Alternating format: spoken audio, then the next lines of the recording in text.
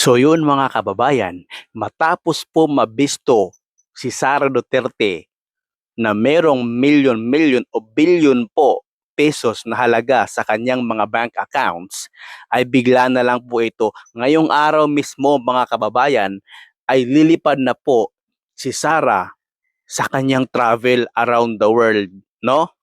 Bakit wala siyang statement? At bakit nagtatago itong si Sara Duterte? Ang tanong natin ngayon, babalik pa ba kaya itong si Sara Duterte? O magtatago na lang ito sa iba-ibang bansa? Kasi no, hanggang Mayo po ang kanyang nakatagdang pag-uwi. Pero mga kababayan, ang tanong dito, bakit ka magtatago? At bakit nagmumukha kang guilty ngayon?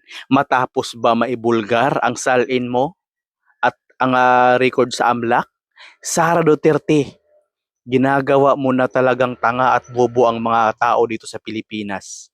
Dahil ba nabisto ka na sa mga kalokohan mo? Sara Duterte, mga kababayan, wag na wag kayong magpapauto dahil pira natin yan, no? Tax natin yung mga mahihirap. Yun lamang, mga DDS, magdasal na kayo dahil nalalabi na ang katapusan at ang araw ng mga Duterte. Dahil bistado na ang pagnanakaw nila sa kaban ng bayan.